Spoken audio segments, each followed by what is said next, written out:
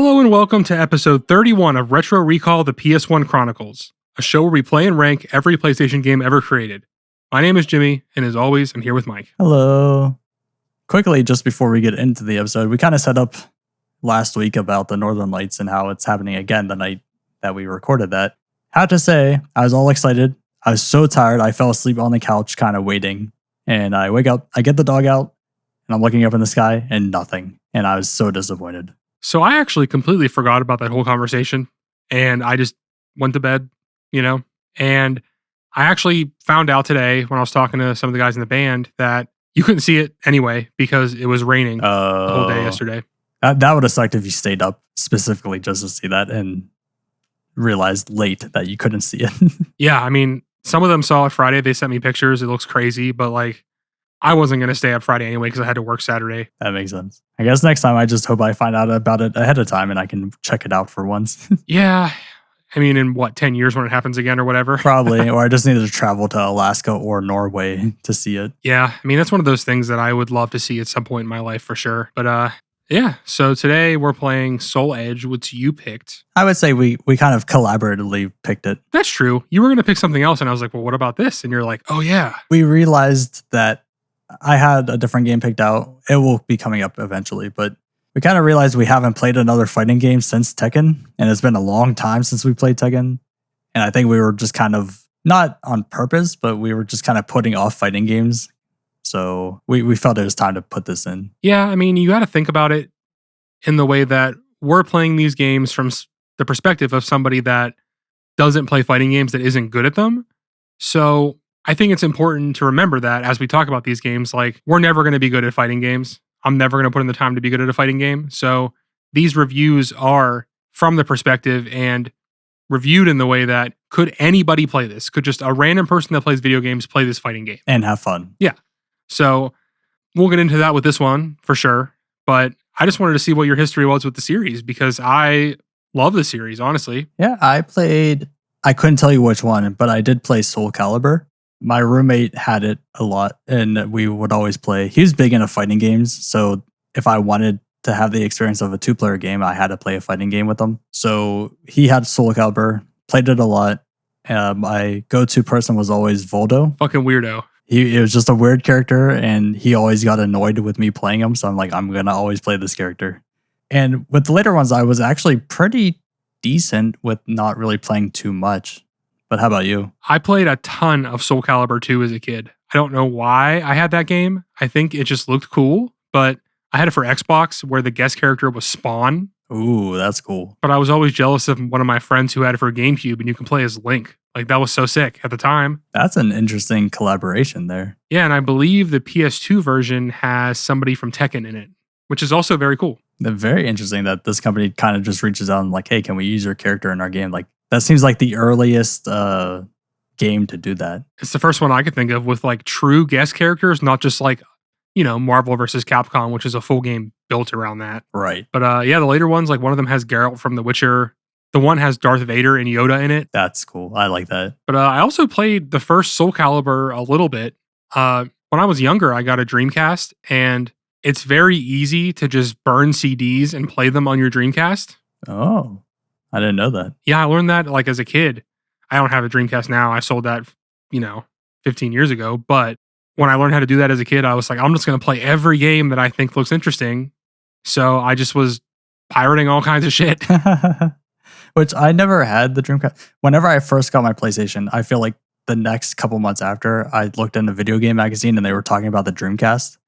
And I felt so disappointed because I just bought the PlayStation 1.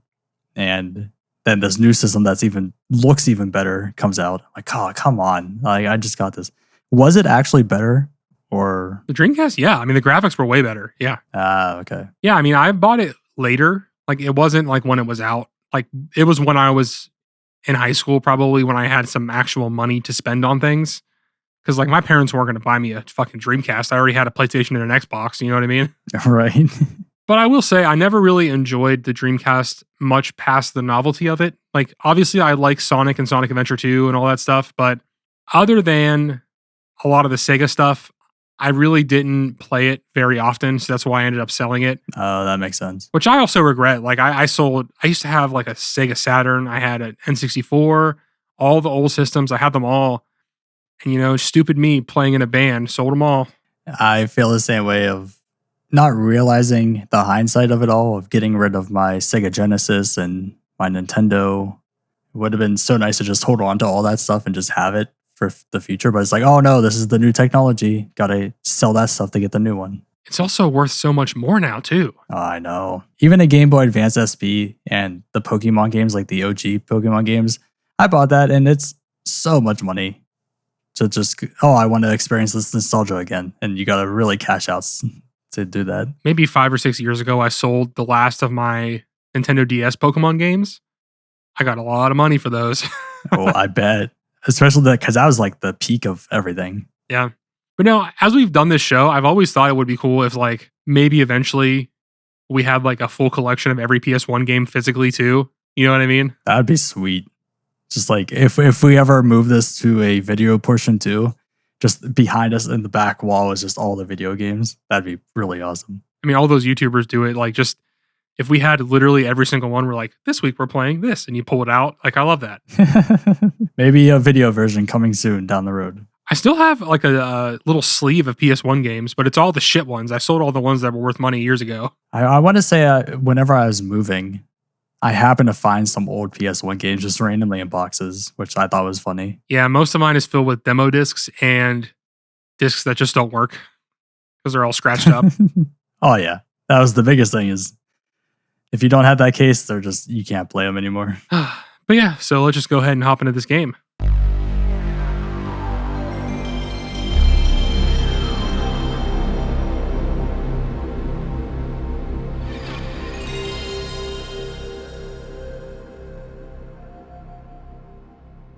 Soul Edge, titled Soul Blade in North America, was released on February 28th, 1997. It was developed by Project Soul and published by Namco. And, this is obviously a fighting game with weapons. Yeah, pretty straightforward.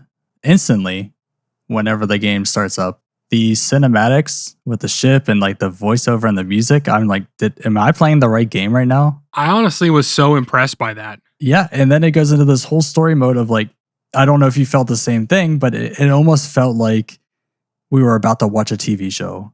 I literally have written down right here, the intro makes me feel like I'm about to watch a TV show. Those words were about to come out of my mouth. That's crazy. That's insane. Which I guess they did their job if we both felt the same way. I was expecting like, oh, here's season 1 of the show we're about to watch, and they're introducing all the characters in the cinematic. It was extremely well done. And the music on top of it was very well done as well. All the music in this game is great. I love it. Just thinking about like Tekken, I forget how the video in Tekken 1 is. I don't think it was that impressive. No. So it's just a quick cut of all the characters doing something for like a few seconds, and that's about it.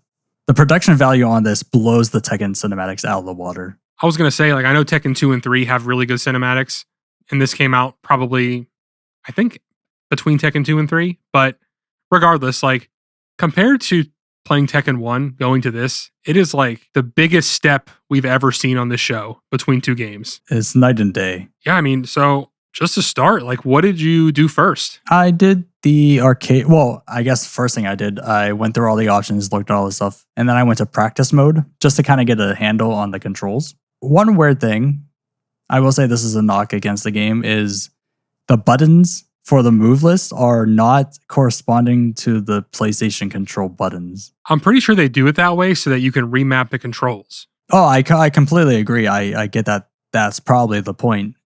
But it's just whenever it tells you what your moves are, but then you have to translate what that button press actually means on the controller, it's a little bit frustrating. Yeah, you're not wrong. Like I said, I don't really do combos anyway. Like I kind of just figured out a few that worked for me. And like, as you see my footage, you'll see me just doing the same shit over and over again, which is fine. Like it works in this game. And the first thing I did before going to practice mode was put the game on easy. Yes. That's what I implied whenever I said I was going through the options. I did put it on easy. But I love the practice mode. I think it's very, very in-depth, by the way. Very in-depth. It gives you all those stats. Like here's the type of move you did. I think it has the damage output that you did for that. It is an insane amount of stats that you wouldn't expect in a video game to give you. Yeah, I mean, literally anything you could want to know about this character, about just how you're playing, it's all right there for you. And for a PS1 game, like, that's a lot. It is. It really shows how serious they are with the game of, if you want to master this character, here's all the information you need to master how they move, how fast they are. Here's their damage output, and here's how you can combo stuff. You can really go in depth with each character if you wanted to. Yeah, and even like this is an arcade port, I know, but for this being the first entry in the series, they just fucking went all in. Yes.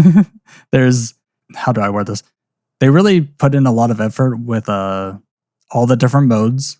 The fact that you can practice all the different, how you can see the command list while you're in the pause menu. Huge upgrade into a fighting game. And not just in practice mode either. The whole time you're playing, you can anytime pause it and look at the move list for your character. So helpful. Which I didn't realize at first. So after I did practice mode, I went into, what was it called? The action mode, maybe? The story mode, Edge Master? No. What's the other one? Arcade mode. Oh, okay. I did arcade mode, and I went through most of that. And I'm like, oh, I don't remember this guy's moves. And I started looking it up online to try to find a list of the moves. But then I paused the game for some reason, and I saw right there, oh, commands. I'm like, oh, this game is already so amazing just for being so helpful for me. Thank you so much. Right in front of your face the whole time. So I beat arcade mode 3 times. I beat it as Huang, Siegfried, and Cervantes. Okay. I beat it 3 times as well. I went with Rock, Voldo, and Taki. Now, because you told me the ones you played, and then I tried to pick different ones. Is Cervantes, like, out of those 3, which one's your favorite, I guess? Which one played the smoothest? My favorite is Siegfried, for sure. Interesting, okay. I am biased because in the later Soul Calibur games, I always played as Nightmare, which is him. Oh. So he turns into Nightmare because he gets the Soul Blade and it corrupts him. That's the story. Okay. And you actually see that at the end of this game when you beat arcade mode. You see him become this fucking monstrosity from being corrupted by the sword. That's cool. So even from this point on, they continue with that lore. That's really nice. Yeah, I mean, I thought the cutscenes after every time you beat it were all really good too. Like voice acted, like actual story. My favorite thing of all was how it ended badly for every character no matter what you did. Did it? For my characters, it did. It must have been for your characters. I think 2 of the 3. Rock was the only one. I was confused by his. For him, he gets the sword and he's like, oh, now I can finally find my family and something like that. And then it shows a little kid like calling out for him. And I don't really understand what the point of that is, but I would say that's a negative ending. But the other 2 were pretty positive. For mine, they just pretty much get the sword and they're corrupted and they're evil now. So that's weird how you pick the 3 that they get corrupted by the sword. Well, to be fair, Cervantes is already evil from the beginning. That is true, yes. So he's not going to magically turn good. And I love how, I don't know about all the characters, but obviously, like we said, Siegfried continues on throughout the games. Voldo continues on throughout the games. Do you know if that's true? Cervantes is huge in the games going forward. I know Sophitia is. I'm pretty sure most of them are. I don't know if all of them, but the vast majority of them, I know for sure, are in the later games. Nice. That's just cool that they continue with the original games and just keep the characters going on. Mortal Kombat does that too with the original game from the Genesis on. They keep the original core members and they just keep adding to it. Yeah, I just really, really liked how much story was in this game. Like, it is a game built to play by yourself. Like, yeah, there's multiplayer, but like, there's just so much here to do. I was just really surprised, honestly. Yeah, and I was very surprised at how smooth, I guess is the right way the fighting is. It just felt, I can't even put it into words of why, but it felt so much better to play this than it did Tekken. I don't know what it is, but this just feels modern. Like, it feels like this could come out today with better graphics and it would just be normal. Exactly. Like, it just jumping in, not really knowing what I'm doing, it just felt nice to play. Whenever you do a nice dodge and like counterattack, it's like, wow, how did I do that? That's really cool. The blocking feels good to do. The way you can kind of dodge in a 3D space to the side is amazing. And obviously the classic just knocking them right off the edge too. Which I love the fact that there's technically 2 different win conditions for that, of either lowest health or complete knockout or just knocking him off the ledge. Yeah, I think what makes this feel better than Tekken is just the fact that you have so much more freedom of movement and the fact that there's a block button and you're not trying to hold back to block. That was our big complaint with Tekken. So those two things, just the movement feels so fluid. Like I just never felt like I was fighting the controls ever in this game. Not once. It was just constant. The game is doing exactly what you want it to do all the time. There's times where like you both go in, you both hit, but you both block, but then you both try to grab, and then it's like a constant, almost like a Smash Brothers type thing where you're both countering each other nonstop until someone finally lands a hit. I felt like I was honestly by the end getting kind of good at this game. I agree. I was really having a fun time. So did you play the Edge Master mode at all? I started it. And so the Edge Master is different because it's, I guess, legitimately a story mode, unlike the arcade. Yeah, arcade mode is literally just like the same thing as every other fighting game, except for there's a cutscene at the end, pretty much. Which I do wish there was something in the beginning, like some sort of quick cutscene in the beginning, but I can understand why there's not. There never is. They just want you to get right into the game. With the character Rock, especially with how his cutscene is at the end, I wish they did kind of set that up in the beginning to what's happening with his story. But I also think that maybe they expect you to do the Edge Master mode first, and that kind of sets up their story ahead of time. That's what I was thinking because, so weirdly enough, Edge Master mode ends the same way arcade mode does. So, for example, I beat both of them as Siegfried, and the endings are the same. But in Edge Master mode, there's no cutscene at the end. It's just you're reading the book and it's giving you way more information, but you still fight Cervantes and you still fight the sword at the end too, the big skeleton. That's what I figured the ending was. I didn't make it to the ending of that mode though. I just mean it's the exact same thing at the end, which I wasn't sure why, but I appreciate how much story there is in Edge Master mode. Like there is just so much to read. It's very cool. It really gives the backstory, and then when you get to an opponent, then they start giving you all their information as well. So it's like talking as if you're like meeting this person. It's different being in a book, and it cuts back on cost for the animations of the story. So I love that. It's not a lame way to tell the story with the limitations you have. Just being realistic, there was no way this game was going to have cutscenes for all that stuff. No, not at all. So the way they did it, I thought was very well done, and I never felt bored by it. I agree. So in Edge Master, I made it to episode 4, and oh yeah, I guess we should explain. There's different episodes per level, and each level has a different win condition. So I think the first one is the only way to beat Voldo is to knock him out of the ring. You can't actually kill him. So yeah, I actually had I played the mode twice. I didn't beat it as Cervantes, but I started just because I wanted to be able to compare. Yeah. And it's very much largely the same as far as like the characters that you're fighting in the general order, but the win conditions and all the things are swapped around. Oh, okay. There was one as Siegfried where I fought the ninja girl. I forget her name. I think that's Taki. Oh, okay. And I had to beat her in 10 seconds. Oh, that sounds difficult. It was really hard. But then there was the one, like you said, where you have to knock them out. There was one where I could only beat the character by doing grabs. I did that one too, yep. So yeah, there's also plenty where you have to fight like 4 or 5 people back to back without stopping. And that's the one that made me throw in the towel. I just could not beat it in time before recording. Because especially for that one, you have to beat 4 different people, but you can only lose once. And I'd always make it to the final person, or I made it to either the 3rd or 4th person, and I'd keep losing. And I'm like, I know I can do this. And I kept trying, and I just could not get past them. I definitely hit that wall a few times. And when I started playing as Cervantes and I hit that wall, I was like, I am not going to do this again. Because it just takes so long. It really does. It's a lot of trial and error. But I appreciate how the story mode isn't just, you just have to get to 2 wins again with every single one. It's very unique every single time. Yeah, I mean, if I had this game as a kid, even now, like I would play every character because they're all cool. They're all interesting. And like knowing that there's an actual story for each one, it makes me want to play it. Mm-hmm. I actually bought Soul Calibur 6 on Steam, by the way. After playing this? Yes. That's hilarious. You'll have to like give an update at some point of how well you're doing with that. At some point, I'll actually play it, but I'm like, I want to play this sometime, so I'm just going to buy it. So I really noticed the whole difference of characters thing when I started with Rock, and he's more of the brute type of just strength, and you're trying to just knock the people out. Slower moves. And then I went to Voldo, which was a huge leap, and it took me a few matches to get used to that difference in characters because Voldo is very slinky and he is moving in different ways and odd ways.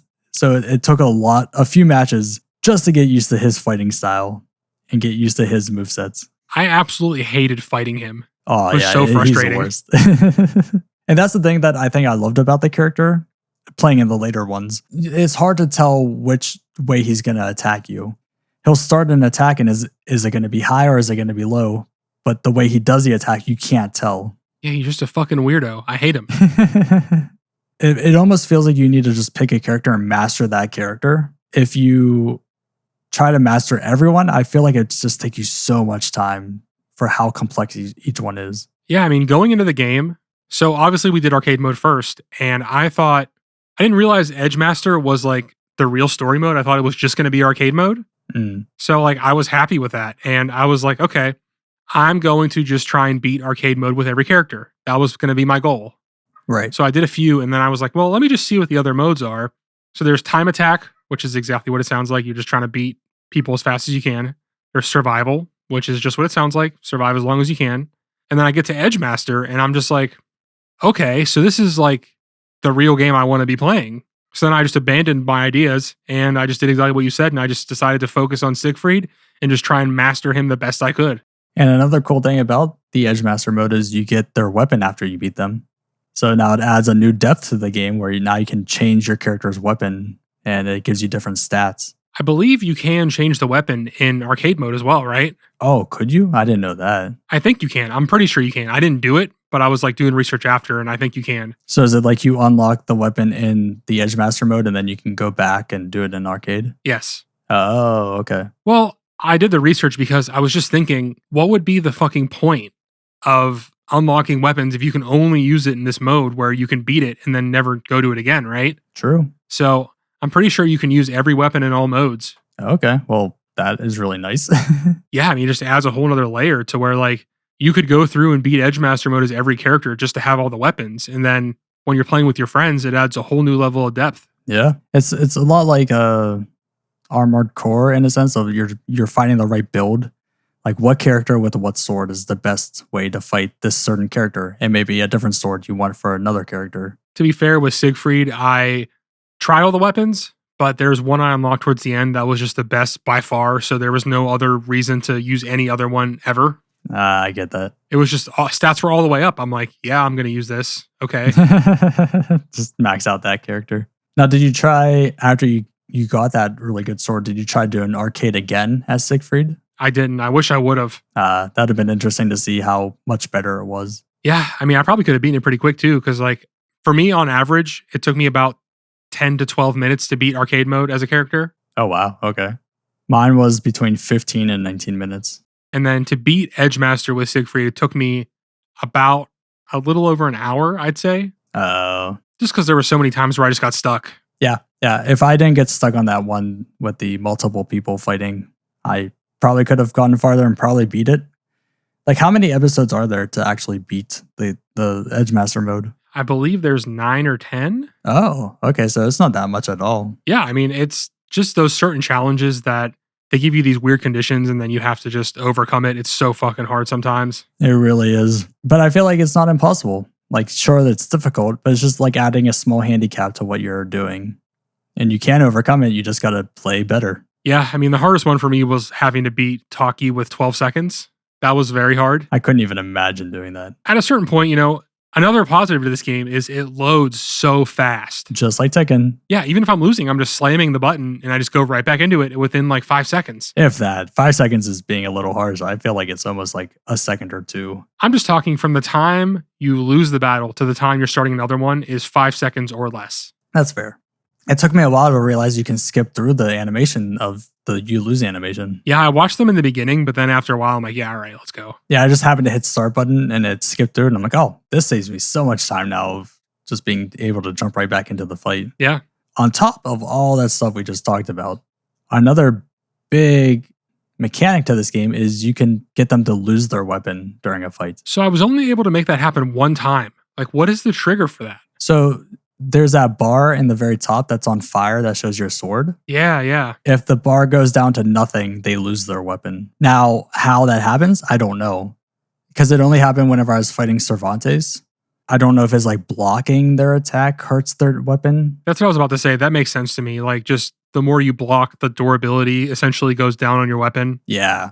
And it's really nice. Like, whenever I was playing against Cervantes and he lost his weapon, I'm like, well, this is easier on me now. Now I can just keep him at range. I hit him with my weapon. He dies. And it was so simple. So I had the most trouble in arcade mode with him every single time. Every time. I would beat him, and then I get to the last like true boss, and it's like way easier. Oh, you thought so? I think whenever I did the arcade modes, I maybe only died once up until getting to Cervantes for each character all combined. So whenever I got to Cervantes, that's where all my deaths came from and my start overs. And when I finally beat him, which I was surprised when I finally beat him, I'm like, cool, I'm done. Then the new boss comes in, I'm like, oh my God, I didn't know there was more to go. The Soul Edge, which is the name of the final boss, he destroyed me every time. It took a good amount of attempts to get by him. That's so strange. I actually had a way harder time fighting Cervantes over him. I found that sometimes Cervantes would be super, super aggressive, and then other times he wasn't. And the same went with the Soul Edge boss of sometimes he got super aggressive and sometimes he kind of went more defensive, so I was able to hit him more. Yeah, I mean, like any fighting game, like the very beginning of the fight is kind of what determines the pace and the flow of the fight, right? Mhm. So I would always feel like Cervantes would just fuck me up so hard immediately. And then I'm just like, I might as well just die now. Like, you already took half my health from these like two things. I felt like I was able to get those first hits on the Soul Edge more just because like they're not as aggressive out of the gate. At least they weren't usually for me. And I also felt like it was easier to block their attacks. Yeah, that's true. Except Cervantes is that one where he like shoots across the screen and hits you. And it felt almost impossible. Like you couldn't block it. It hit you regardless. Yeah. And then Soul Edge does that teleporting move where he goes above you, and that's really hard to dodge as well. Well, you'll find it interesting to know that I said that arcade mode and Edge Master mode end the same way, with one interesting difference. You have to fight them both back to back in Edge Master mode. You don't get to just go to fight the Soul Edge. You have to always beat Cervantes, then go to him. Wait, what do you mean by that? So you beat Cervantes and then it instantly goes into the next fight? Yep, and if you lose on the next fight, you start back as Cervantes again. And you don't get your health back? You get a little bit of health back, but you don't get it all back. Oh, that's rough. You got to play really well, and you got to play really defensively if you want to make it. It's really tough. But I like that that's the final thing because, you know, that is the true final boss of the game. Yeah. And it makes sense too because the arcade mode is kind of like a quick start. Just jump in and start playing and you get the ending. So it makes sense to why that's a little bit easier. Where the story mode actually gives you somewhat of a challenge. Yeah, I agree. It's just nice to have multiple different modes and they all have story. They all have all of these things that you like about the game. So even if you just played arcade mode, I feel like this would still be a great game. Like if you took out Edge Master mode, I don't think that my rating would go down by that much just because the game is still so good. Mm-hmm. It still plays smoothly regardless of if all those extra modes are in. And the other modes are more so giving yourself even more of a challenge. Like the survival one. How many guys can you get through before you lose all of your health? Yeah, I didn't even try it because I'm just like, you know what? It's not, you know what I mean? It's not really worth it for me because I know I'm not going to make it very far. Yeah, I didn't even try it. I saw what it was. I'm like, okay, I'm good. Well, I tried time attack mode just because I wanted to see if there was any interesting mechanics or just anything that was different at all. And when there wasn't, I'm like, I don't need to try survival mode. I get that. Out of all my characters, I felt that Taki was by far the smoothest play. I was just destroying people left and right with her. So whenever I went into story mode, I used Taki again because I don't know if, again, like Tekken, it was just practice between the characters. And then my third character, I was doing so well. But everything just felt natural with her. And she was quick, had these nice counter attacks. Whenever I went to the story mode, I'm like, I already established how she plays. I want to play her again through this. Yeah, I mean, me picking Siegfried was mostly the whole like already having nostalgia for his character, but yeah, at the same time, he has this move where he he like stabs the sword straight ahead, and you just have so much range with it, and you get to push the enemy back. Oh, So it made it very easy to knock them off. nice. And even just like they're about to attack you, if you can get that in really quick, you'll interrupt their attack and just fucking knock them over. That's pretty cool. And he also had another move that I really liked where he swipes down twice, and then the last time he swipes up and it knocks them into the air. Ooh. And you can use that to kind of get around their block sometimes. Or knock them off as well. So I really liked his moveset, and so that's kind of why I stuck with him. I get that. Yeah, Rock was the same way with that. He had this headbutting thing where he'll charge you with his head, which I guess is another thing too. I noticed whenever he was fighting, I would fight female characters with Rock. If I did the headbutting move, they went fucking sailing across the map and sometimes off. But with like some of the bigger guys, I would do that too, and they would just fall over. So the physics in the characters being different is also a huge improvement of fighting in the fighting games from Tekken. It's very cool. Also, the one female character has that move where they kick you in the balls, which I thought was pretty funny. Which one does that? I don't think I experienced that. Sophidia, I think. Oh, okay. I don't think I saw her do that at all. She doesn't. She's like, oh, sorry, or something like that. I played as her at the end a little bit just to kind of like get back in the groove before we did the episode today. And I did the move, so you'll be able to see it. Oh, okay. Yeah, I'll find that. What about unlockables? There are a decent amount of stuff you can't get. What do you mean? Just like all the weapons and things like that? Yeah, there's I have a list there somewhere and I lost it. You can get different outfits. I mean, that's just a cosmetic thing.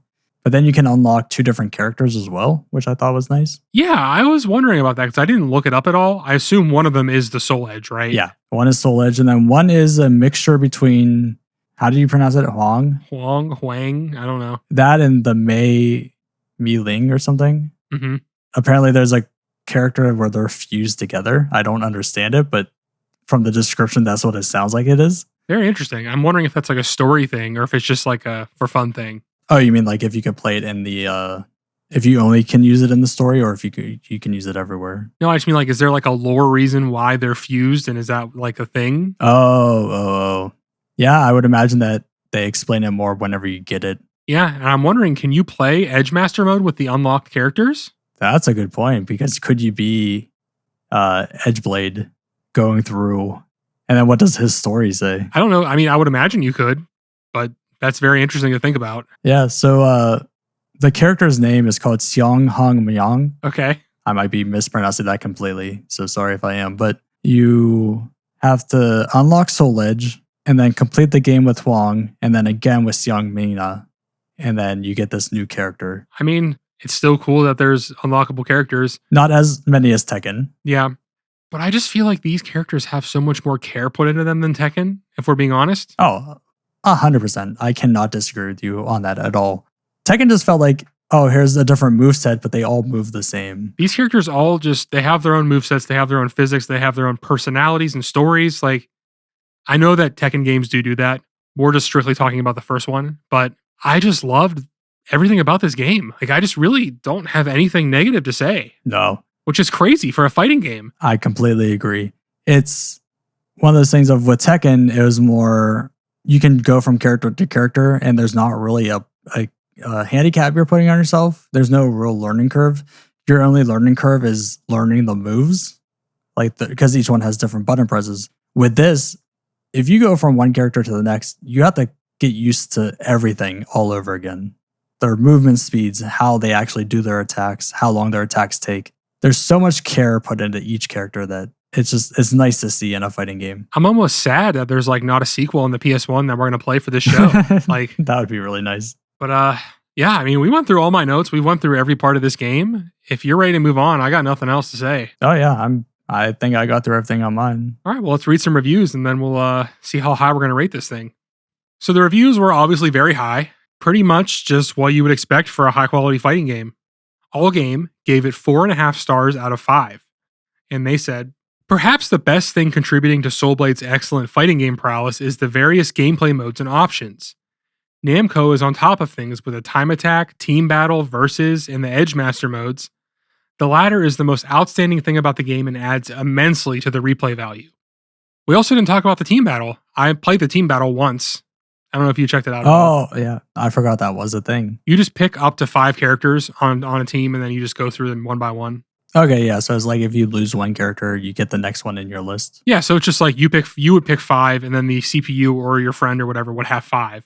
So you just both go against each other until neither of you has any left.